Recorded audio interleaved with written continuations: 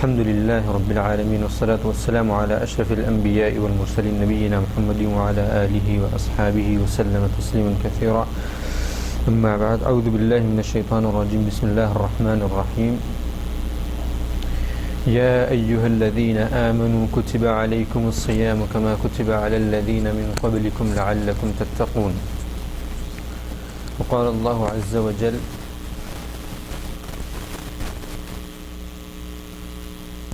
شهر رمضان الذي أنزل فيه القرآن هدى للناس وبينات من الهدى والفرقان.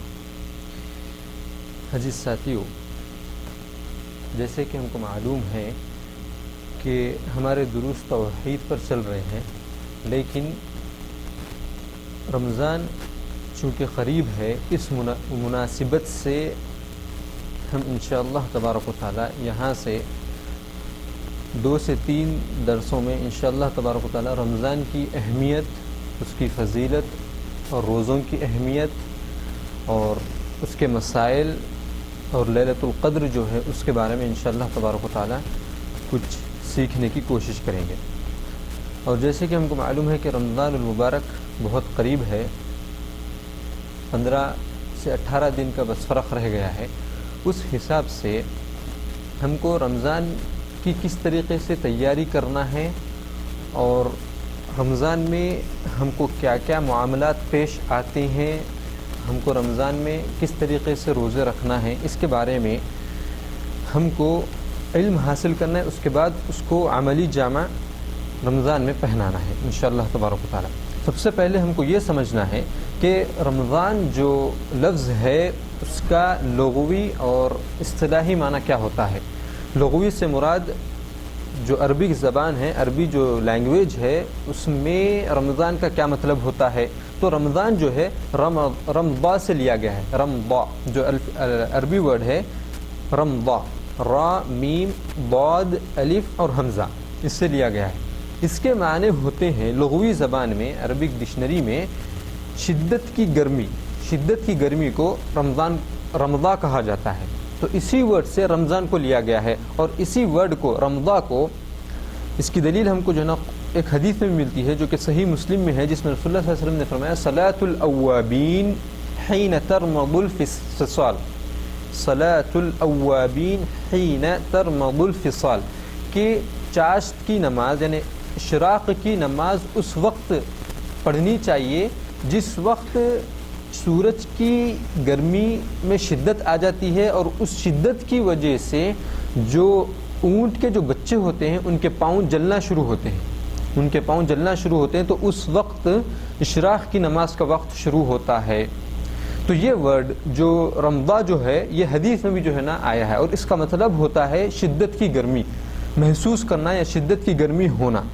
اب اس لفظ کو یا اس ورڈ کو رمضان سے کیا تعلق ہے؟ تو علماء کرام نے کہا ہے کہ رمضان جو عربی ورڈ ہے، اس میں چونکہ آدمی گرمی محسوس کرتا ہے یا پھر بھوک کی شدت محسوس کرتا ہے اور پیاس کی شدت محسوس کرتا ہے، اور پیاس اور بھوک کی وجہ سے ایک سخت گرمی محسوس کرتا ہے، اسی لیے رمضان نام رکھا گیا ہے. یہ کس حساب سے ہوا ہے؟ لغوی زبان سے، عربی ڈکشنری کے حساب سے. شرعی اور اصطلاحی معنی یعنی قرآن میں جب رمضان کہا جاتا ہے یا احادیث میں جب رمضان کہا جاتا ہے تو اس کا کیا مطلب ہوتا ہے؟ تو علماء کرام نے کہا ہے کہ رمضان ایک مہینے کا نام ہے، ایک مخصوص مہینے کا نام ہے جس میں اللہ تبارک و تعالی نے مسلمانوں پر روزہ رکھنا فرض کیا ہے. اس کی مدت کیا ہے؟ سورج کے طلوع ہونے سے یا فجر کے طلوع ہونے سے سورج کے غروب ہونے تک کے وقت میں اللہ کی عبادت کی نیت سے روزہ رہنا. اسے کہتے ہیں عربی زبان شرعی و اصطلاحی زبان میں رمضان کا مطلب، یعنی ایک مخصوص مہینے کا نام ہے جس میں اللہ تبارک و تعالیٰ نے مسلمانوں کو روزہ رکھنے کا حکم دیا ہے. اس کا وقت شروع ہوتا ہے طلوع فجر سے لے کر کے غروب آفتاب تک، اور اس نیت سے رہنا کہ ہم اللہ تبارک و تعالیٰ کی عبادت کر رہے ہیں. یہ مطلب ہوتا ہے شرعی و اصطلاحی رمضان کا معنی، یہ مطلب ہوتا ہے یا معنی ہوتا ہے. تو ہم کو یہ معلوم ہو گیا کہ رمضان کا کیا مطلب ہے لغوی اور اصطلاحی زبان میں۔ اب ہم کو یہ دیکھنا ہے کہ رمضان کی کیا فضیلت ہے۔ ہم کو ایک فضیلت تو یہ معلوم ہے کہ اللہ تبارک و تعالیٰ نے رمضان میں تمام کتابوں کو قرآن کریم کو نازل کیا ہے۔ اللہ تبارک و تعالیٰ نے رمضان میں قرآن کریم کو نازل کیا ہے، لیکن ہم کو یہ نہیں معلوم کہ رمضان میں ہی اللہ تبارک و تعالیٰ نے تمام کتابوں کا نزول کیا ہے، تمام کتابوں کا۔ جیسے ابراہیم علیہ السلام کی جو صحیفہ ہے اس کو بھی رمضان میں اتارا گیا ہے، موسیٰ علیہ السلام کے اوپر جو کتاب نازل کی گئی تھی اس سے بھی اللہ تبارک و تعالیٰ نے رمضان میں ہی نازل کیا ہے۔ جو انجیل ہے، جو زبور ہے، اللہ تبارک و تعالیٰ نے جو توراہ ہے اس کو بھی اللہ تبارک و تعالیٰ نے رمضان میں ہی نازل کیا ہے، اور جو قرآن کریم ہے اللہ تبارک و تعالیٰ نے اس کو بھی رمضان میں ہی نازل کیا ہے۔ اور اس کی دلیل یہ ہے کہ امام احمد بن حنبل رحمہ اللہ اپنی کتاب مسند احمد میں اور طبرانی اپنی کتاب میں حضرت واصلہ ابن الاسطع، یہ صحابی کا نام ہے، حضرت واصلہ بن الاسطع سے حسن سند سے کے ساتھ یہ روایت موجود ہے کہ رسول اللہ صلی اللہ علیہ وسلم نے فرمایا انزلت صحف ابراہیم فی اول لیلۃ من رمضان، اللہ تبارک و تعالیٰ نے جو ابراہیم علیہ السلام کے جو صحیفے ہے اس کو رمضان کی سب سے پہلی رات میں نازل کیا ہے۔ اس کے بعد وَأُنزِلَتِ التَّوْرَاةُ لِسِتٍ خَلَتْ مِن رمضان، اور اللہ تبارک و تعالیٰ نے تورات کو 6 رمضان ہونے کے بعد نازل کیا ہے۔ تورات کو اللہ تبارک و تعالیٰ نے 6 رمضان ہونے کے بعد نازل کیا ہے۔ وَأَنزَلَ اللَّهُ الْإِنجِيلَ ل13 خَلَتْ مِن رمضان، اور اللہ تبارک و تعالیٰ نے انجیل کو 13 رمضان ہونے کے بعد، یعنی رمضان کی 13 تاریخ ہو چکی تھی، اس کے بعد اللہ تبارک و تعالیٰ نے نازل کیا ہے۔ اس کے بعد رسول اللہ صلی اللہ علیہ وسلم فرماتے ہیں وَأَنزَلَ اللَّهُ الْقُرْآنَ 24 خلت من رمضان، اور اللہ تبارک و تعالیٰ نے قرآن کریم کو 24 رمضان کے بعد نازل کیا ہے، 24 رمضان کے بعد نازل کیا ہے۔ اس حدیث سے بتلانے کا مقصد صرف قرآن کریم ہی رمضان میں نازل نہیں ہوئی ہے، بلکہ تمام کتابیں جتنی آسمانی کتابیں ہیں، اللہ تبارک و تعالیٰ نے جتنی کتابیں نازل کی ہیں وہ سب رمضان میں ہی نازل کی ہیں۔ اب یہاں پر ہم کو یہ سمجھنا ہے، یا پھر یہ ایک شک یا شبہ پیدا ہوتا ہے ہمارے اندر کہ اللہ تبارک و تعالیٰ نے اگر قرآن کریم کو رمضان میں ہی نازل کیا ہے تو اللہ تبارک و تعالیٰ نے قرآن کریم کو نازل کرنے کے بارے میں یہ بھی فرمایا ہے کہ شہر رمضان الذی انزل فیہ القرآن ھدی للناس وبینات من الھدی والفرقان، کہ اللہ تبارک و تعالیٰ نے رمضان میں قرآن کو نازل کیا ہے۔ اور دوسری جگہ اللہ تبارک و تعالیٰ فرماتے ہیں انا انزلناہ فی لیلۃ القدر، کہ ہم نے قرآن کو لیلۃ القدر میں نازل کیا ہے۔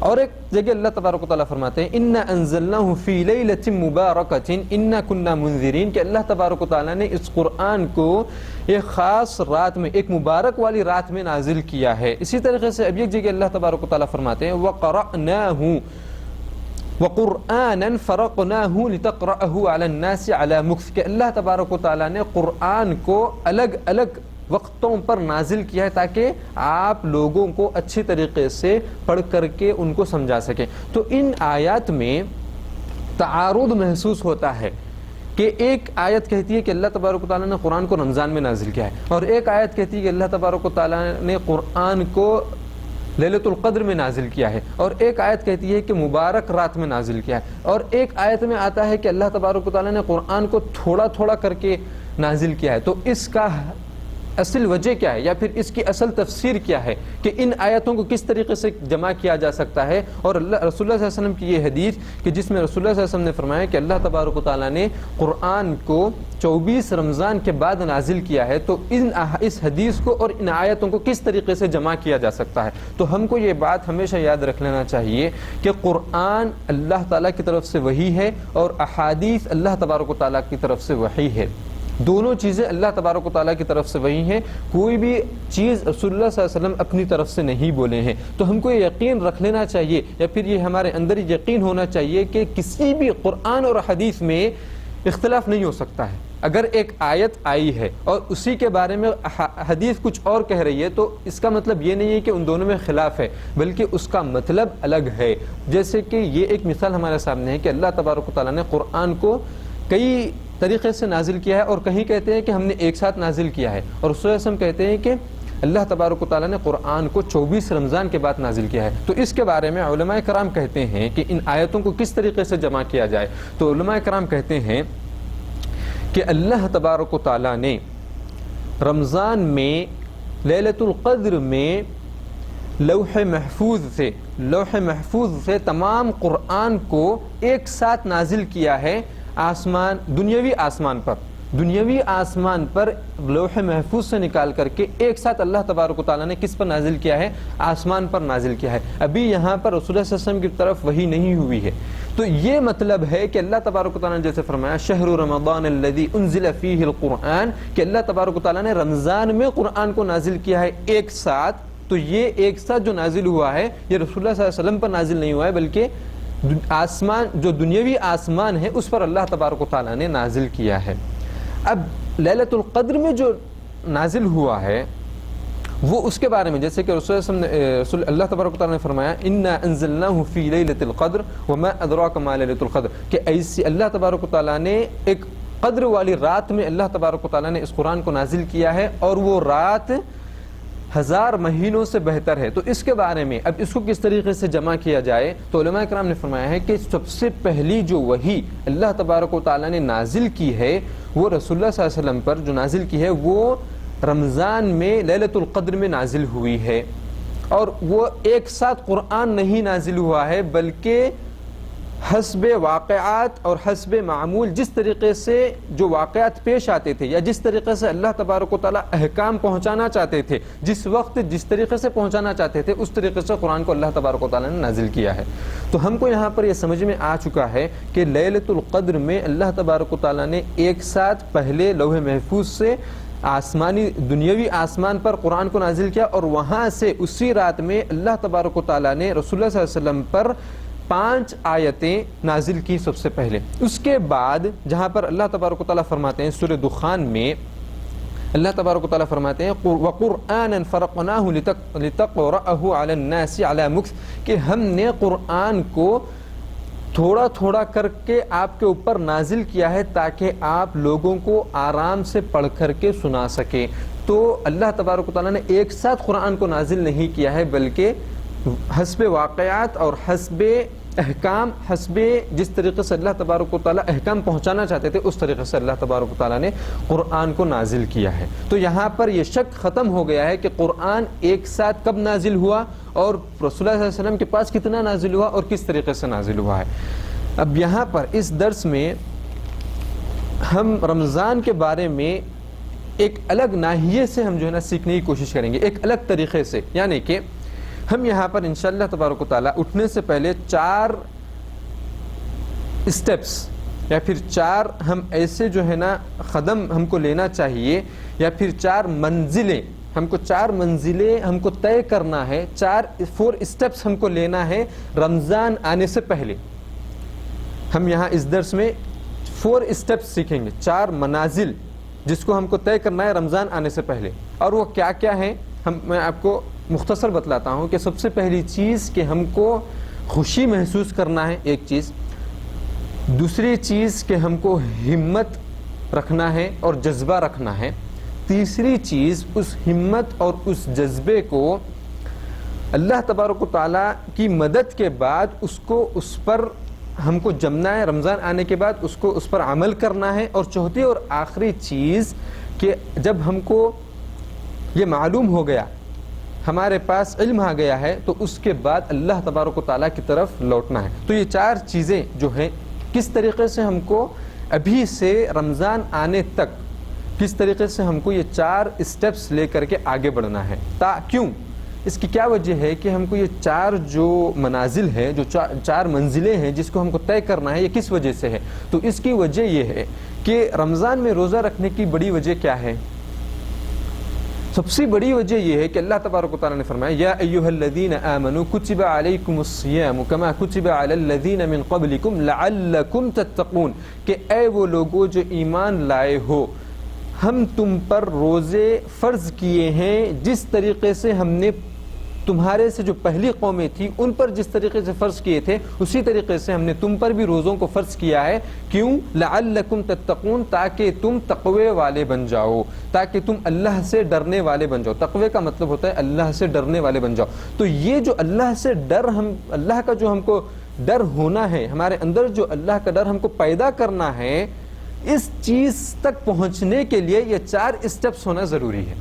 یہ 4 منزلوں کو پار کرنا یہ بہت ضروری ہے. اور کس طریقے سے ہم کو یہ 4 منزلوں کو پار کرنا ہے؟ سب سے پہلی چیز کہ جب رمضان آنے والا ہوتا ہے، جب رمضان جس طریقے سے اب ہمارے پاس رمضان آنے والا ہے کچھ دنوں کے بعد، تو اس میں 2 قسم کے لوگ ہو جاتے ہیں. اس میں کتنے قسم کے لوگ ہوتے ہیں؟ 2 قسم کے لوگ ہوتے ہیں. ایک وہ لوگ ہوتے ہیں جو رمضان جس طریقے سے رمضان کے دن قریب ہوتے رہتے ہیں اسی طریقے سے ان کے اندر ایک ہیبت پیدا ہوتی ہے، اسی طریقے سے ان کے اندر ایک غم پیدا ہوتا ہے کہ ہم کو رمضان میں روزے رکھنا ہے، ہم کو دن بھر کھانے سے دور رہنا ہے، پانی سے دور رہنا ہے، فلموں کو دیکھنے سے دور رہنا ہے، سگریٹ پینے سے دور رہنا ہے، ہم کو فلاں کام کرنے سے دور رہنا ہے. تو ان کے اندر ایک طریقے سے غم پیدا ہوتا ہے. وہ یہ نہیں چاہتے کہ رمضان جلد سے جلد آئے، وہ یہ نہیں چاہتے کہ رمضان کا دن قریب ہوتے جائے، اور یہ وہ لوگ یہ بھی نہیں چاہتے کہ وہ رمضان کے بارے میں سنیں کہ رمضان میں کس طریقے سے ہم کو رہنا ہے، کس طریقے سے ہم کو روزے رہنا ہے، اس کے کیا احکامات ہے. ان سب چیزوں سے وہ دور ہونا چاہتے ہیں. اور ایسے لوگوں کے دلوں میں اللہ تبارک و تعالی نفاق کو پیدا کر دیتا ہے. وہ لوگ نہیں جانتے کہ ان کے دل میں نفاق ہے. تو یہ ایک قسم یہ ہے. دوسری جو قسم ہوتی ہے، ایسے لوگ ہیں جو رمضان جس طریقے سے قریب آتے رہتا ہے ان کے دل میں خوشی ہوتی ہے، ان کے دل میں ایک طریقے سے خوشی محسوس ہوتی ہے، وہ ایک طریقے سے بہت ہی سعادت والے محسوس کرتے ہیں کہ اللہ تبارک و تعالیٰ کا جو سب سے بہترین جو مہینہ ہے، جو سب سے بہترین مہینہ ہے جس کو اللہ تبارک و تعالیٰ نے جس میں روزہ رکھنے کی ہم کو فرضیت دی ہے، وہ مہینہ قریب آ رہا ہے، جس میں ہم کو تلاوت کرنے کا موقع ملتا ہے، جس میں ہم کو تراویح پڑھنے کا موقع ملتا ہے، جس میں ہم کو قرآن ختم کرنے کا موقع ملتا ہے. یہ سوچ کر کے ایک مومن خوشی محسوس کرتا ہے. اور یہی سب سے پہلا مرحلہ ہے کہ ہم کو یہاں سے خوشی محسوس کرنا ہے. اب ہمارے دلوں میں جھانک کر کے یہ دیکھنا ہے کہ ہم خوشی محسوس کر رہے ہیں یا پھر ہم غم محسوس کر رہے ہیں کہ رمضان قریب آ رہا ہے. اگر ہم خوشی محسوس کر رہے ہیں تو پھر ہم کو یہ جان لینا چاہیے کہ ہم سب سے پہلے اسٹیپ پر کامیاب ہو رہے ہیں. اور اگر ہم یہ سوچ کر کے کہ ہم کو دن بھر روزہ رہنا ہے، راتوں میں تراویح پڑھنا ہے، قرآن کو پڑھنا ہے، یہاں وہاں پر ہم اپنا ٹائم ویسٹ نہیں کر سکتے، یہ سوچ کر کے اگر آپ کے دل میں غم پیدا ہو رہا ہے اور آپ کے اندر نفاق پیدا ہو رہا ہے تو آپ یہ سمجھ جائیں کہ آپ کے اندر منافقت کی علامت ہے. تو ہم کو چاہیے کہ ہم ابھی سے خوشی اور مسرت محسوس کریں، خوشی اور مسرت محسوس کریں کہ اللہ تبارک و تعالیٰ کا جو مہینہ ہے، جو سب سے بڑا اور عظیم مہینہ ہے، وہ اللہ تبارک و تعالیٰ کا قریب آتے جا رہا ہے اور اس کی تیاری کرنا چاہیے. اسی طریقے سے کیونکہ جو لوگ تیاری نہیں کرتے ہیں ان کے دل میں ایک قسم کا نفاق پیدا ہوتا ہے، ایک قسم کا نفاق رہتا ہے، اسی لیے وہ لوگ اس مہینے سے دور ہونا چاہتے ہیں. اور اس کی دلیل کہ کیا ہم کو رمضان کے مہینے کی جب وہ قریب آتا ہے تو کیا ہم کو خوش ہونا چاہیے. اور اسی طریقے سے ہم کو یہ دیکھنا ہے کہ کیا رسول اللہ صلی اللہ علیہ وسلم خوشی محسوس کرتے تھے، کیا رسول اللہ صلی اللہ علیہ وسلم خوشی محسوس کرتے تھے یا صحابہ کو کہتے تھے کہ رمضان آ رہا ہے خوش ہو جاؤ. تو اس کی دلیل مسند احمد میں امام احمد بن حنبل رحمہ اللہ مسند احمد میں صحیح سند کے ساتھ ابو ہریرہ رضی اللہ تعالی عنہ اس حدیث کے راوی ہیں جس میں رسول اللہ صلی اللہ علیہ وسلم فرماتے ہیں اتاکم شہر رمضان، اتاکم شہر رمضان شہر مبارک، تمہارے پاس ایک ایسا مبارک مہینہ آیا ہے جس کو رمضان کہا جاتا ہے. فرض اللہ علیکم سیامہ، اللہ تبارک و تعالیٰ نے اس مہینے کے روزے رکھنا تم پر فرض کیا ہے. تفتح فیہ ابواب الجنہ، اس مہینے میں جنت کے تمام دروازے کھول دیے جاتے ہیں. وَتُغْلَقُ فِيهِ أَبْوَابُ الْجَحِيمِ اور اس مہینے میں تمام جہنم کے دروازوں کو بند کر دیا جاتا ہے. وَتُغَلُّ فِيهِ مَرَضَةُ الشَّيَاطِينِ اور اس مہینے میں تمام شیطانوں کو اللہ تبارک و تعالیٰ بند کر دیتے ہیں. وَفِيهِ لَيْلَةٌ اور اس مہینے میں ایک ایسی رات ہے. وَفِيهِ لَيْلَةٌ هِيَ خَيْرٌ مِّنْ أَلْفِ شَهْرٍ مَنْ حُرِمَ خَيْرَهَا فَقَدْ حُرِمَ. اللہ رسول اللہ صلی اللہ علیہ وسلم نے فرمایا کہ اس مہینے میں یعنی رمضان کے مہینے میں ایک ایسی رات آنے والی ہے جو کہ 1000 مہینوں سے بہتر والی رات ہے.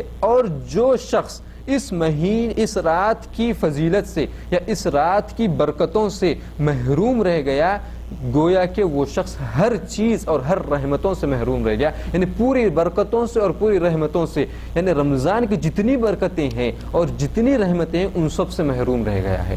من حرمها فقد حرم اور من حرم خیرها فقد حرم. جو شخص اس رات کی فضیلت سے محروم رہ گیا وہ شخص تمام نعمتوں سے اور تمام برکتوں سے محروم رہ گیا. اسی طریقے سے اور ایک حدیث آتی ہے جس میں رسول اللہ صلی اللہ علیہ وسلم فرماتے ہیں اور یہ حدیث کے راوی ہیں ابو ہریرہ رضی اللہ تعالیٰ عنہ اور یہ حدیث ہے صحیحین میں صحیح مسلم اور صحیح بخاری میں جس میں ابو ہریرہ رضی اللہ تعالیٰ عنہ اس کے راوی ہیں. وہ فرماتے ہیں کہ رسول اللہ صلی اللہ علیہ وسلم نے فرمایا اس حدیث میں ہم کو دلیل ملتی ہے کہ ہم کو کس طریقے سے خوشی منانا چاہیے. رسول اللہ صلی اللہ علیہ وسلم فرماتے ہیں اذا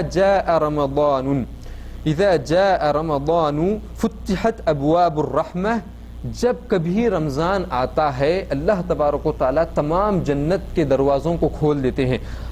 اور اسی طریقے سے اور ایک حدیث میں آیا ہے جو کہ بخاری کے الفاظ ہیں جس میں رسول اللہ صلی اللہ علیہ وسلم نے فرمایا اذا جاء رمضان فتحت ابواب الجنہ جس میں اللہ تبارک و تعالیٰ جب رمضان آتا ہے تو جنت کے دروازوں کو کھول دیتے ہیں. اور جو مسلم کی جو حدیث ہے اس میں آئے ہے لفظ فتحت ابواب الرحمہ جتنے رحمتوں کے دروازے ہیں ان سب کو کھول دیا جاتا ہے. اور ایک حدیث جس کو ترمذی میں صحیح سند کے ساتھ آئی ہے جو حدیث جس میں رسول اللہ صلی اللہ علیہ وسلم نے فرمایا اذا كان اول ليلة من رمضان اذا كان اول ليلة من رمضان جب رمضان کی پہلی رات ہوتی ہے اس وقت کیا ہوتا ہے صفدت الشیاطین اس وقت شیطانوں کو بند کر دیا جاتا ہے. وَمَرَدَةُ الْجِنِّ اور جتنے خبیث جن ہوتے ہیں ان سب کو بند کر دیا جاتا ہے.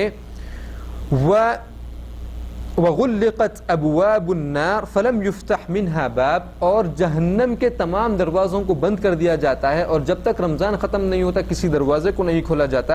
وَفُتِحَتِ الْأَبْوَابُ الْجَنَّةِ وَلَمْ يُغْلَقْ مِنْهَا بَابٌ اور جنت کے دروازوں کو کھول دیا جاتا ہے اور کوئی دروازے کو بند نہیں کیا جاتا.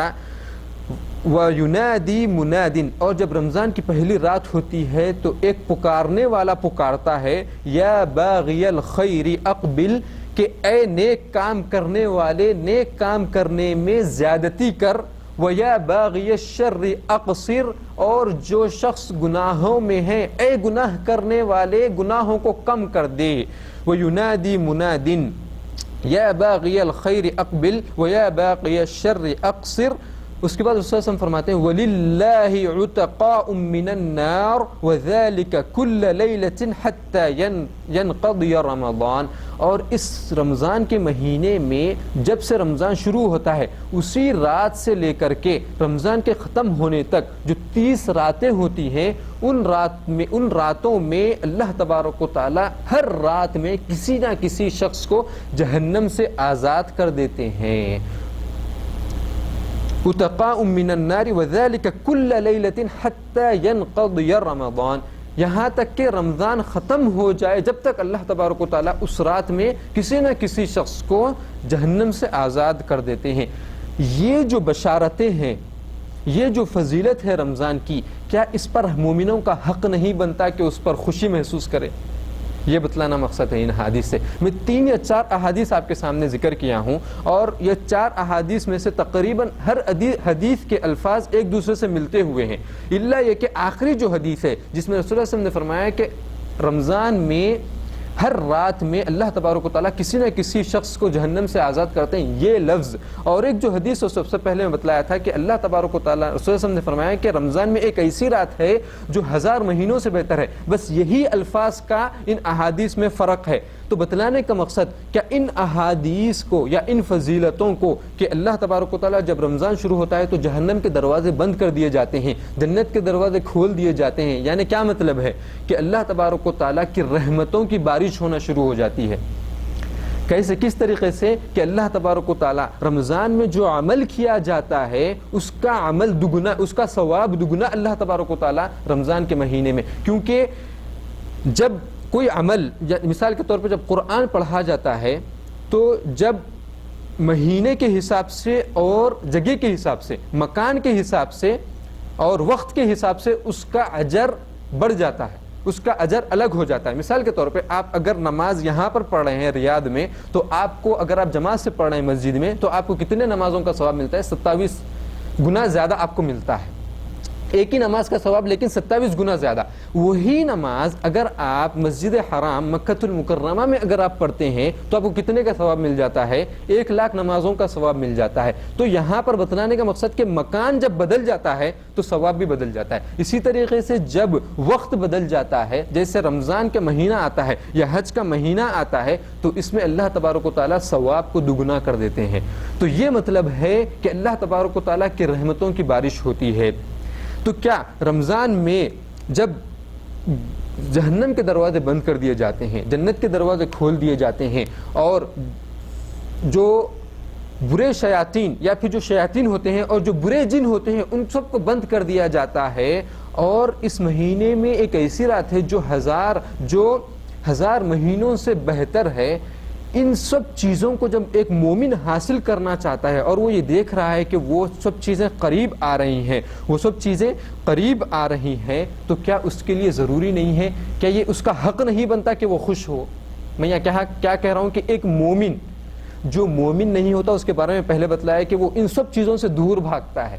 کہاں پر راتوں میں نماز پڑھنا، کہاں پر فجر کے لیے اٹھنا، کہاں سحری کے لیے اٹھنا، کہاں رات میں جلدی سونا، کہاں دوستوں کا ساتھ چھوڑنا، کہاں پر دن بھر بھوکے پیاسے رہنا، یہ سوچتا ہے ایک کون سوچتا ہے؟ جس کے ایمان میں کمزوری ہے، اور ایمان میں کمزوری ہونا نفاق کی علامت ہے۔ تو جس کے پاس نفاق کی علامت ہوتی ہے وہ ان چیزوں سے دور بھاگتا ہے، لیکن جو مومن ہوتا ہے جب یہ چیزیں قریب ہوتے رہتی ہیں تو وہ کیا کرتا ہے؟ خوشی محسوس کرتا ہے۔ تو کیا ان سب چیزوں کو حاصل کرنے کے جب ہم تیاری کر رہے ہیں تو کیا ایک مومن کا حق نہیں بنتا کہ وہ خوش ہو؟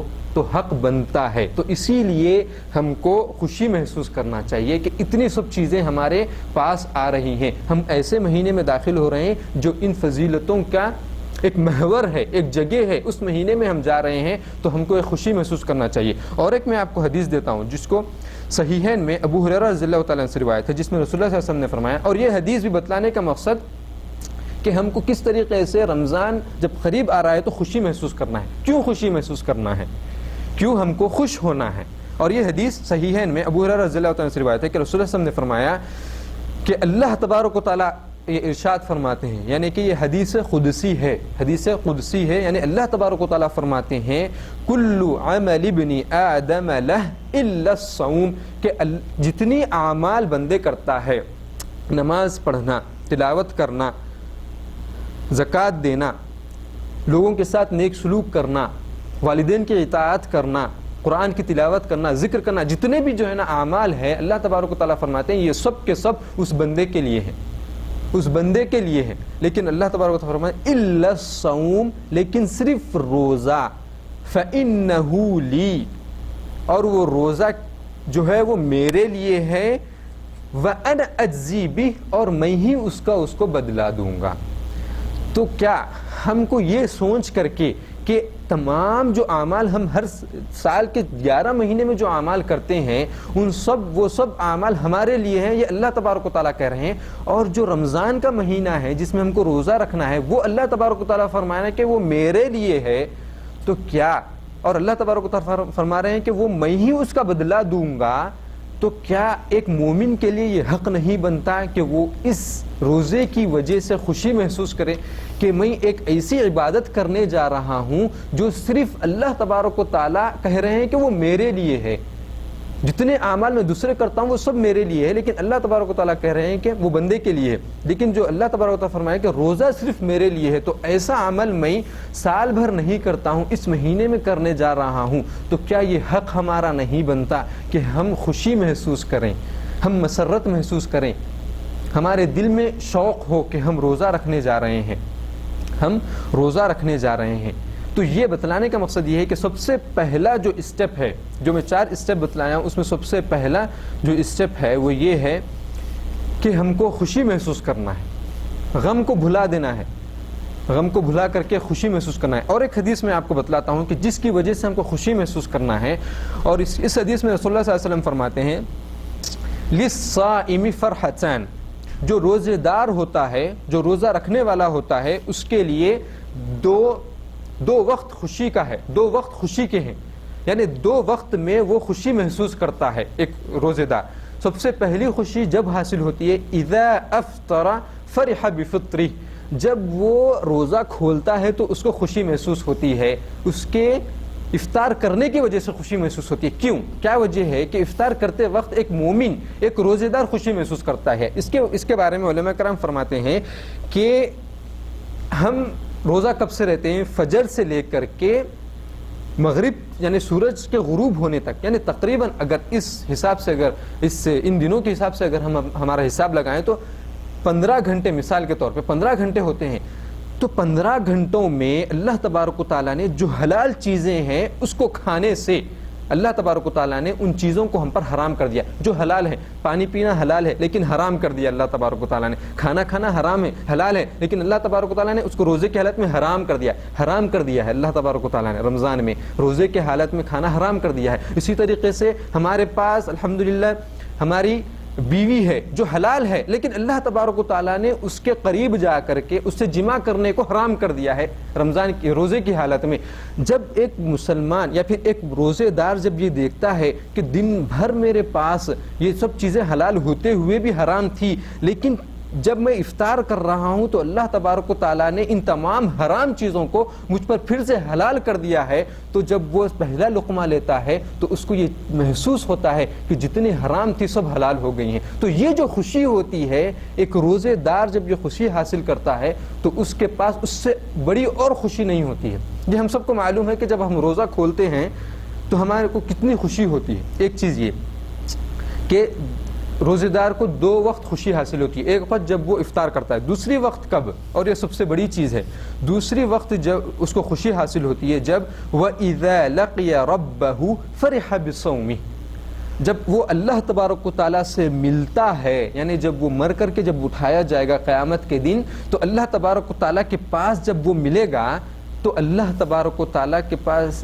جب اس کی ملاقات ہوگی تو وہ اللہ تبارک و تعالیٰ سے خوش ہوگا۔ کس وجہ سے؟ اپنے روزے کی وجہ سے خوش ہوگا۔ تو یہ 2 جگہ ہے جہاں پر ایک روزے دار کو خوشیاں حاصل ہوتی ہیں۔ اب سوال یہاں پر یہ آتا ہے کہ افطار کرتے وقت خوشی محسوس ہوئی، یہ ہم کو معلوم ہو گیا۔ قیامت کے دن جب اللہ تبارک و تعالیٰ سے جب بندہ ملتا ہے روزے دار تو کیا خوشی، کس وجہ سے خوشی حاصل ہو رہی ہے؟ تو اس کے بارے میں علماء کرام کہتے ہیں کہ کیونکہ قیامت کے دن روزے دار کی شفاعت کرے گا، اس وجہ سے روزے دار کو خوشی ہوگی اپنے روزے کی وجہ سے۔ کیوں خوشی ہوگی روزے دار کو؟ کیونکہ اس کا جو روزہ وہ رکھا کرتا تھا وہ روزہ قیامت کے دن اللہ تبارک و تعالیٰ کے سامنے آ کر کے اس کی شفاعت کرے گا۔ اور اس کی دلیل میں آپ کو دیتا ہوں کہ رسول اللہ صلی اللہ علیہ وسلم نے فرمایا الصیام والقرآن یشفعان للعبد یوم القیامہ، کہ روزہ اور قرآن یہ 2 چیزیں قیامت کے دن اللہ تبارک و تعالیٰ کے پاس آ کر کے اس بندے کے لیے شفاعت کرے گی۔ تو کیا کہے گا روزہ؟ یقول الصیام یا ربی منعته الطعام والشہوہ فشفعنی فیہ، اے اللہ تبارک و تعالیٰ روزہ کہہ رہا ہے۔ اب یہاں پر ہمارے اندر یہ شک ہرگز نہیں آنا چاہیے کہ کیا روزہ بھی کہتا ہے؟ جب یہ انسان جس کو اللہ تبارک و تعالیٰ زبان کے ذریعے سے بولنا سکھایا ہے تو ہم کو یہ یاد رکھنا چاہیے کہ کل قیامت کے دن ہر وہ چیز جس کو ہم استعمال کرتے ہیں یا جو چیزیں ہمارے جسم میں ہیں اور جن چیزوں کو ہم استعمال کرتے ہیں یا جو اعمال ہم کرتے ہیں وہ سب کے سب قیامت کے دن گواہی دیں گے اللہ تبارک تبارک و تعالیٰ اس چیز پر قادر ہے کہ اس کے جو اعمال ہے اس کو گویائی دے، یعنی بولنے کی قوت عطا کرے، اس چیز پر قادر ہے۔ ہم کو یہ اس چیز پر اس طریقے سے یقین ہونا چاہیے جس طریقے سے ہم کو یہ یقین ہے کہ میں جو کہہ رہا ہوں آپ سن رہے ہیں، اور مجھ کو یہ یقین ہے کہ میں جو بول رہا ہوں آپ لوگ سن رہے ہیں۔ اس طریقے سے جو ہم کو یقین ہے کہ جو میں کہہ رہا ہوں آپ کو سن رہے ہیں، اس میں ہم کو کوئی شک نہیں ہے، اس طریقے سے ہم کو جو ہے نا یقین ہونا چاہیے کہ اللہ تبارک و تعالیٰ کے قرآن میں اور احادیث میں جتنی چیزیں ہیں وہ سب سچ ہیں۔ تو بتلانے کا مقصد کہ قیامت کے دن بندے کو، روزے دار کو خوشی کیوں محسوس ہوگی؟ کیونکہ اس کا روزہ آ کر کے اللہ تبارک و تعالیٰ کے سامنے شفاعت کرے گا، اس وجہ سے روزے دار کو خوشی محسوس ہوگی۔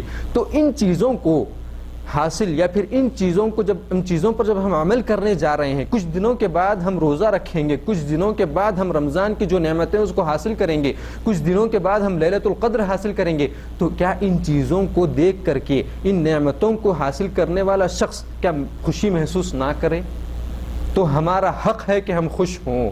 تو یہ سب سے پہلا اسٹیپ ہے رمضان کی تیاری کرنے کا۔ دوسرا اسٹیپ یہ ہے، دوسری منزل یہ ہے کہ ہمت اور ارادہ ہونا، ہمت اور ارادہ۔ اور میں اب یہاں پر مختصراً آپ کو بتلاتے ہوئے ختم کرتا ہوں کیونکہ ٹائم بہت زیادہ ہو گیا ہے، کیونکہ 4 چیزیں اس درس میں بتلانا بہت ہی اہم ہے، کیونکہ اگلے جو درس ہے انشاءاللہ اس میں دوسری چیزیں آئیں گی۔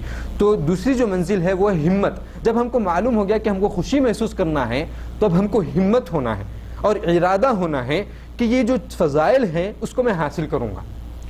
اس میں بھی 2 قسم کے لوگ ہوتے ہیں، جیسے کہ پہلی جو منزل تھی اس میں 2 قسم کے لوگ تھے، اس میں بھی 2 قسم کے لوگ ہوتے ہیں۔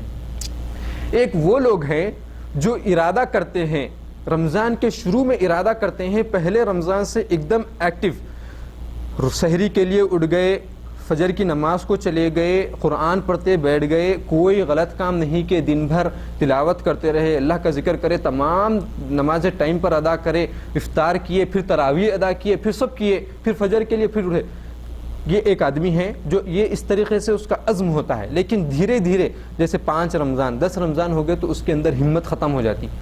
آپ دیکھیں اس چیز کا اگر آپ اندازہ لگانا ہے تو مسجدوں کو دیکھیں، آپ جب پہلے تراویح ہوتی ہے تو مسجد پوری بھری ہوئی، آپ جا ہی نہیں سکتے اندر۔ آپ اس کے بعد دیکھتے جائیں کہ تھوڑے تھوڑے دن جیسے گزرتے رہتے ہیں، 5 دن گزرے، ایک عشرہ ایک جو ہے نا گزر گیا، 10 دن گزر گئے، تو اس کے بعد آپ خود اندازہ لگائیں کہ مسجدوں کا کیا حل ہوتا ہے۔ کیوں ہوا ہے یہ؟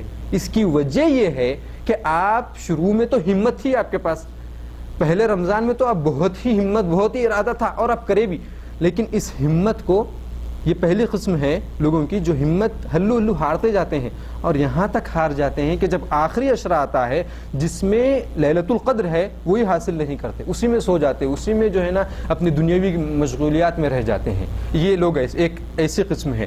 دوسری قسم کے جو لوگ ہیں، اور ایسے جو پہلی جو قسم ہے یہ ایسے لوگ ہیں جو ہمت ہارنے والے لوگ ہیں، جن کے پاس ہمت والی کوئی چیز نہیں ہے، جن کے پاس عزیمت والی کوئی چیز نہیں ہے۔ کیوں؟ کیونکہ ایک کام جب آپ شروع کرتے ہیں تو اس کو مسلسل رکھنا یہ ہمت والی بات ہے۔ آپ دعوت میں جب اترے ہیں تو اس کو مسلسل رکھنا یہ ہمت والی بات ہے۔ لوگوں کے ڈر سے یا پھر جو ہے نا کسی لوگوں کے تانوں سے یا پھر لوگوں کے ڈر سے آپ جو ہے نا دین کا کام چھوڑ دینا، یہ ہمت ہار گئے ہیں۔ تو بتلانے کا مقصد کہ رمضان میں پہلی کیٹیگری ایسی ہے جو ہمت شروع میں ہوتی ہے، آخری میں خلاص۔ دوسرے لوگ ایسے ہیں جو شروع سے ہمت والے ہوتے ہیں، جس کے پاس شروع سے عزیمت ہوتی ہے، جس کے پاس شروع سے عزم ہوتا ہے، اور وہ عزم کو نہ ہی وہ پہلے عشرے میں ختم کرتے ہیں نہ ہی دوسرے عشرے میں، بلکہ جب تک عید نہیں ہو جاتی ہے جب تک وہ اپنے عزم کو رمضان کی حد تک باقی رکھتے ہیں۔ اور جو اصل مومن ہوتے ہیں وہ لوگ رمضان کے بعد بھی مرتے دم تک ان چیزوں پر عمل کرتے ہیں جس کو وہ رمضان میں جن چیزوں پر وہ رمضان میں عمل کرتے تھے۔ تو دوسری منزل جو ہے وہ ہمت اور ارادہ ہونا چاہیے ہمارے پاس کہ ہم رمضان کے قریب ہو رہے ہیں تو ہم جب ہم کو اتنی نعمتیں حاصل ہونے والی ہے، ہمارے پاس جب اتنی برکتوں کو ہم حاصل کرنے والے ہیں تو ہمارے پاس ایک عزم ہونا چاہیے، اور عزم وہ رمضان کے بیچ میں ختم نہیں ہونا ہے بلکہ رمضان کے آخر تک ہم کو اس عزم کو لے کر چلنا ہے۔ اس کے بارے میں آپ کو ایک حدیث بتلاتا ہوں جو صحیح مسلم میں ربیعہ ابن کعب الاسلمی رضی اللہ تعالی عنہ سے یہ روایت ہے۔ وہ فرماتے ہیں کہ کنت ابیت عند النبی صلی اللہ علیہ وسلم. اور یہ جو عزم ہے اس چیز، یہ عزم کو پورا کرنے کے لیے یا پھر ہمت کو پورا کرنے کے لیے عمل کرنا ضروری ہے. کوئی بھی اگر ہمارے پاس ہمت ہے یا عزم ہے یا ارادہ ہے تو اس کو آپ پورا کرنے کے لیے کیا کرنا ضروری ہے؟ عمل کرنا ضروری. اور اسی چیز کو میں اس حدیث میں بتلاؤں گا. رسول اللہ وہ ربیعہ ابن کعب الاسلمی رضی اللہ تعالیٰ عنہ فرماتے ہیں کنت ابیت عند النبی صلی اللہ علیہ وسلم، میں رسول اللہ صلی اللہ علیہ وسلم کے پاس رات گزارتا تھا. فأتیتہ بوضوئہ وحاجتہ، تو میں جب صبح ہوتی، فجر کا وقت ہوتا تو رسول اللہ علیہ وسلم کے لیے وضو کا پانی اور جو وضو کے لیے جو حاجات کی جو چیزیں ہوتی ہیں جیسے طہارت کے لیے پانی یا پھر جو ہے نا وضو کرنے کے بعد کپڑا استعمال کرنے کے لیے جو چیزیں ہوتی تھیں رسول اللہ علیہ وسلم کے لیے، وہ سب چیزوں کا میں رسول اللہ علیہ وسلم اٹھنے سے پہلے ہی میں ان چیزوں کا اہتمام کر دیتا تھا. فوضوئہ وحاجتہ فلما توضأ، تو رسول اللہ علیہ وسلم جب وضو کر لیے اور یہ دیکھے کہ ربیعہ جو ہے تمام چیزوں کا انتظام کر چکے ہیں میرے اٹھنے سے پہلے اور میرے لیے کوئی پریشانی نہیں ہوئی ہے، جب رسول اللہ علیہ وسلم وضو کر لیے تو رسول اللہ صلی اللہ علیہ وسلم یہ چاہے فلما توضأ ووجد كل ما يحتاجه، جو چیزوں کی ضرورت تھی رسول اللہ علیہ وسلم کے پاس موجود تھے، تو رسول اللہ علیہ وسلم نے کہا فسئل یا ربیعہ سل یا ربیعہ، رسول اللہ علیہ وسلم نے فرمایا کہ اے ربیعہ تم جو چاہتے ہو مجھ سے مانگو، میں تم کو دینے کے لیے تیار ہوں. تو ربیعہ رضی اللہ تعالیٰ عنہ فرماتے ہیں اسألک مرافقتک فی الجنہ، یہ ہے عزم، یہ ہے ہمت. وہ کیا کہے کہ میں یہ چاہتا ہوں کہ جنت میں آپ کا ساتھی رہوں، میں آپ کا ساتھ چاہتا ہوں جنت میں میں آپ کا ساتھ چاہتا ہوں. اگر چاہتے تو وہ دنیاوی کوئی بھی چیز مانگ سکتے تھے، کیونکہ رسول اللہ صلی اللہ علیہ وسلم جب دعا کرتے تو اللہ تبارک و تعالیٰ ان کی دعا کو رد نہیں کرتا، یہ معلوم تھا ان کو. لیکن یہ ہمت، یہ عزم کہ مجھے جنت میں جانا ہے اور جنت میں رسول اللہ صلی اللہ علیہ وسلم کے ساتھ رہنا ہے، یہ عزم تھا ان کا، یہ ہمت تھی. تو انہوں نے جب یہ کہا تو رسول اللہ صلی اللہ علیہ وسلم نے ان کو یہ نہیں کہہ دیا کہ جاؤ تم میرے ساتھ جنت میں رہو گے، جاؤ تم اتنا میرے تمام چیزوں کا اہتمام کیے، جب جاؤ تم جنت میں میرے ساتھ رہو گے. بلکہ رسول اللہ علیہ وسلم نے کیا کہا، یہ اصل چیز ہے ہم کو سمجھنے کی. رسول اللہ صلی اللہ علیہ وسلم نے فرمایا فقال رسول اللہ صلی اللہ علیہ وسلم او غیر ذلک، کہ اس کے علاوہ کوئی اور چیز تم کو طلب ہے، یعنی جنت میں مرافقت کے علاوہ کوئی اور چیز تم کو چاہیے؟ تو انہوں نے کہا لا ہوا ذاک یا رسول اللہ، نہیں بلکہ وہی چیز مجھے ہونا ہے اے رسول اللہ صلی اللہ علیہ وسلم. تو رسول اللہ صلی اللہ علیہ وسلم نے فرمایا فَأَعِنِّي عَلَى نَفْسِكَ بِكَثْرَةِ السُّجُودِ، اگر تم کو میرا ساتھ جنت میں چاہیے تو تم پر ضروری ہے کہ تم زیادہ سے زیادہ سجدے کیا کرو. یعنی کیا مطلب کہ زیادہ سے زیادہ نمازیں ادا کیا کرو، فرض ہی نہیں، سنت ہی نہیں، بلکہ نوافل بھی ادا کیا کرو. تو یہاں پر بتلانے کا مقصد اس حدیث سے ہم کو کیا سمجھنا ہے؟ سمجھنا یہ ہے کہ جب ربیعہ رضی اللہ تعالیٰ عنہ سے کہے کہ مجھے جنت میں آپ کا ساتھ بننا ہے، تو یہ ایک بہت ہی بڑی ہمت والی بات ہے، بہت ہی بڑی عزیمت والی بات ہے. یہ عزم رکھنے کے باوجود بھی رسول اللہ صلی اللہ علیہ وسلم نے ان کو یہ نہیں کہا کہ جاؤ اب تم میرے ساتھ ہوگے، بلکہ ان کو رسول اللہ صلی اللہ علیہ وسلم نے کیا کیا کہ عمل کے اوپر دلالت کی کہ تم میرا جنت میں ساتھی بننا چاہتے ہو تو عمل کرو. اور عمل کیا کرنا ہے؟ تم کو زیادہ سے زیادہ سجدے کرنا ہے، یعنی زیادہ سے زیادہ تم کو نمازیں پڑھنا ہے. تو بتلانے کا مقصد اس رمضان کو جو ہمارے قریب آ رہا ہے اس کی خوشی کو محسوس کرتے ہوئے عزم ہم کو جو ہے نا رکھنا ہے، ہمارے اندر ہمت رکھنا ہے. بس ہم میں سے تقریباً لوگ اللہ ماشاء اللہ جس کے اوپر اللہ کی رحمت ہے، وہ لوگ ان لوگوں کو چھوڑ کر کے جتنے لوگ ہیں رمضان کے شروع میں تو بہت ہی زیادہ ہم اہتمام کرتے ہیں قرآن پڑھنے کا، سب چیزوں کا. لیکن جیسے جیسے رمضان ختم ہوتا ہے، مثال کے طور پر پہلے دن ہم تین پارے پڑھ لیے، پھر ہلو دوسرے دن 3 پڑھتے، اس کے بعد ہلو تھوڑا 2 پاروں پہ آ جاتے ہیں. یہ کیوں ہوا؟ ہمارے اندر ہمت ختم ہوتے رہی ہے. اس ہمت کو باقی رکھنا ہے.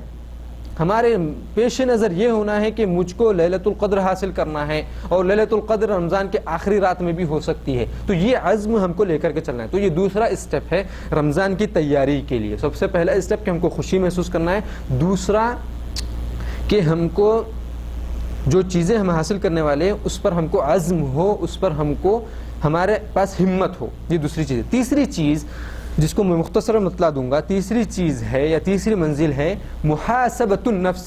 محاسبۃ النفس کیا مطلب؟ محاسبۃ النفس کا کہ اپنے جو اعمال ہے اس کا محاسبہ کرنا.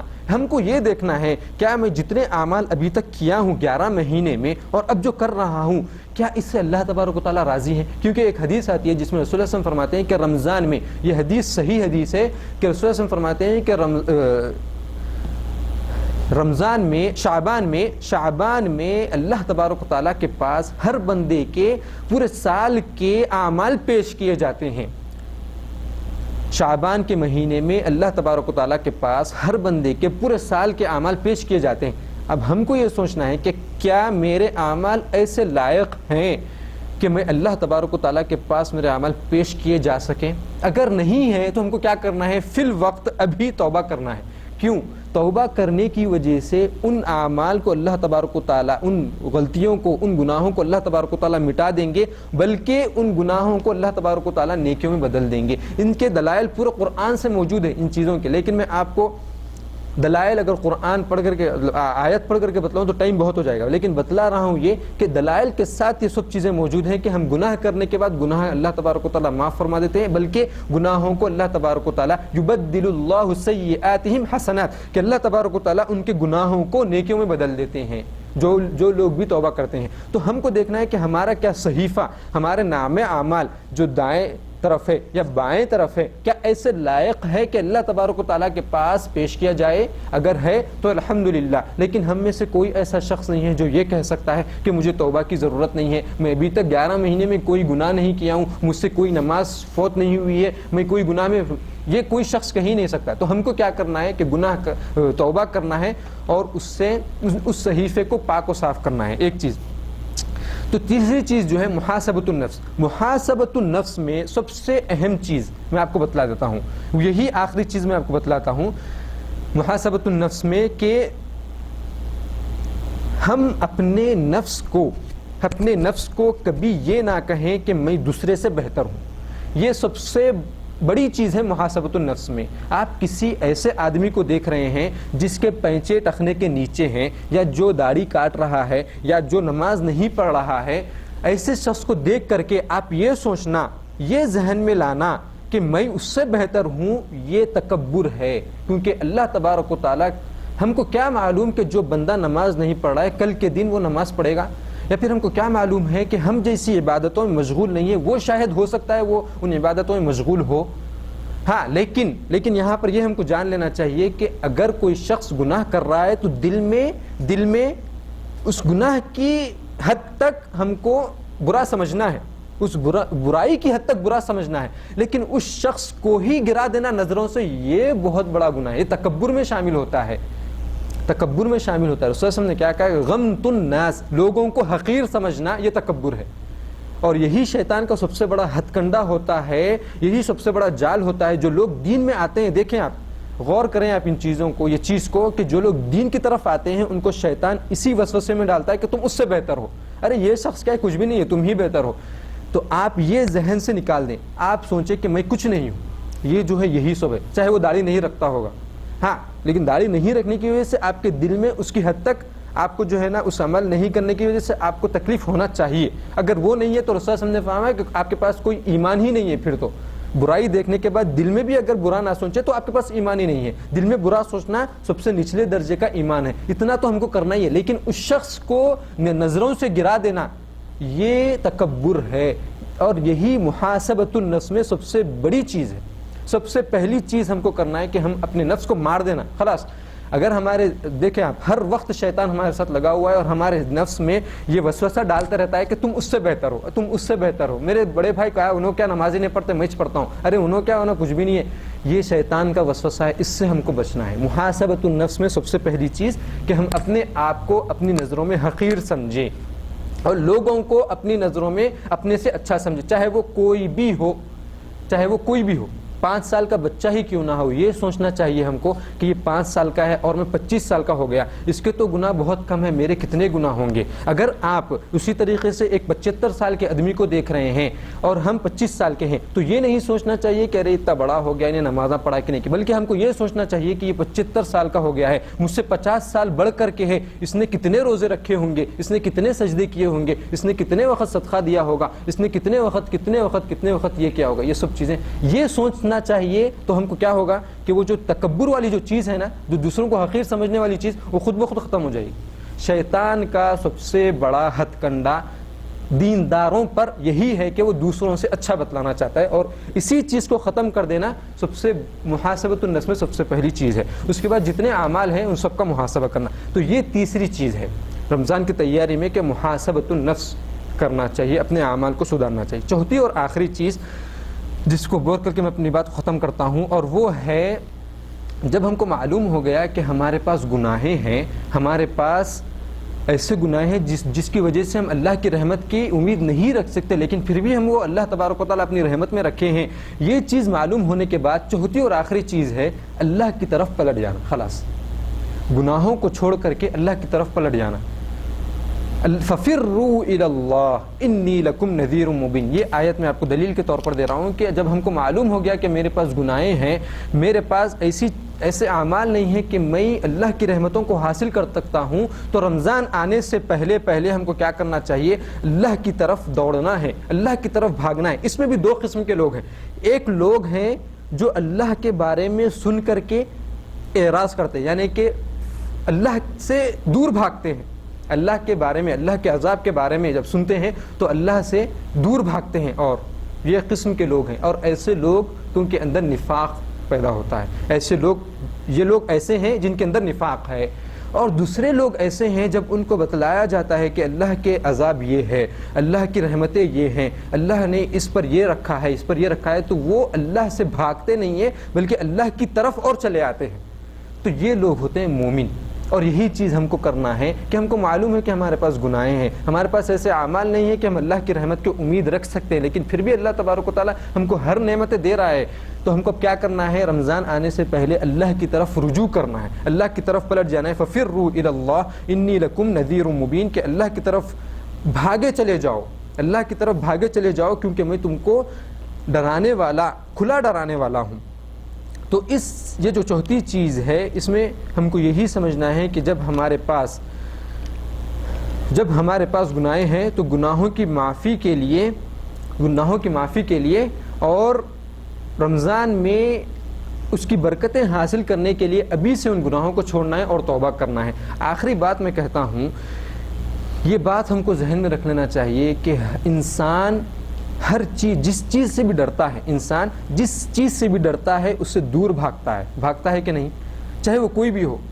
جب کوئی ایک ایسا انسان ہے جو ظلم کرنے والا ہے، ظلم صرف ہاتھ سے ہی نہیں ہوتا ہے، زبان سے بھی ہوتا ہے۔ ایک ایسے آدمی کو آپ جانتے ہیں جو زبان سے، جو زبان پہ آتا ہے وہ بک دیتا ہے، تو آپ کیا کرتے ہیں؟ اس آدمی سے ڈر کر کے دور بھاگتے ہیں آپ۔ تو انسان کی فطرت ہے کہ جو بھی چیز سے وہ ڈرتا ہے اس سے وہ دور بھاگتا ہے، لیکن اللہ تبارک و تعالیٰ نے انسان کے اندر یہ فطرت بنائی ہے کہ جب اللہ تبارک و تعالیٰ سے وہ ڈرتا ہے تو دور نہیں بلکہ اور قریب ہو جاتا ہے۔ اور یہ مومنوں کی علامت ہے، منافقوں کی نہیں ہے۔ یہ مومنوں کی علامت ہے، جس کے پاس ایمان ہے وہی شخص اللہ کی طرف بھاگ کے آتا ہے جب اس کو ڈرایا جاتا ہے۔ جو منافق ہوتا ہے، جب اللہ سے ڈرایا جاتا ہے تو وہ کہتا ہے کہ اچھا اتنے سب گناہیں ہیں تو اتنا بڑا عذاب ہے، تو اور دور بھاگتا ہے۔ تو یہ منافقت کی علامت ہے، منافقوں کی علامت ہے۔ تو انسان جس چیز سے بھی ڈرتا ہے بھاگتا ہے دور، لیکن جب اللہ سے ڈرتا ہے تو وہ اور قریب آ جاتا ہے، اور یہ صرف مومنوں کی صفت ہے۔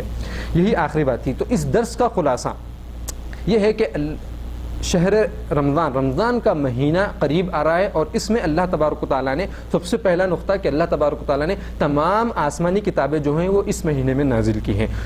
دوسرا نقطہ یہ ہے کہ ہم کو 4 اسٹیپس رمضان آنے سے پہلے 4 اسٹیپس یا پھر 4 جو ہے نا ہم کو منزلیں پار کرنا ہے، یہ دوسرا نقطہ۔ تیسرا نقطہ یہ ہے کہ سب سے پہلی منزل جو ہے وہ ہے کہ ہم کو جب رمضان کی نعمتوں کے بارے میں علم ہو گیا ہے تو ہم کو خوشی محسوس کرنا ہے۔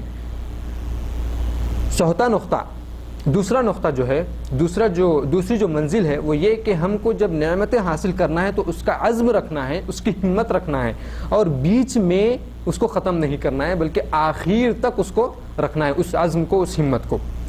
تیسری جو منزل ہے وہ یہ ہے، یا پھر تیسرا جو اسٹیپ ہم کو لینا ہے وہ یہ ہے محاسبۃ النفس۔ اور محاسبۃ النفس میں پھر سے کہتا ہوں کہ محاسبۃ النفس میں ہم کو سب سے پہلے کرنا ہے کہ ہم اپنے آپ کو کسی سے بھی بڑھ کر کے نہ سمجھیں، ہم ہمیشہ اپنے آپ کو ہر ایک سے کم تر سمجھیں۔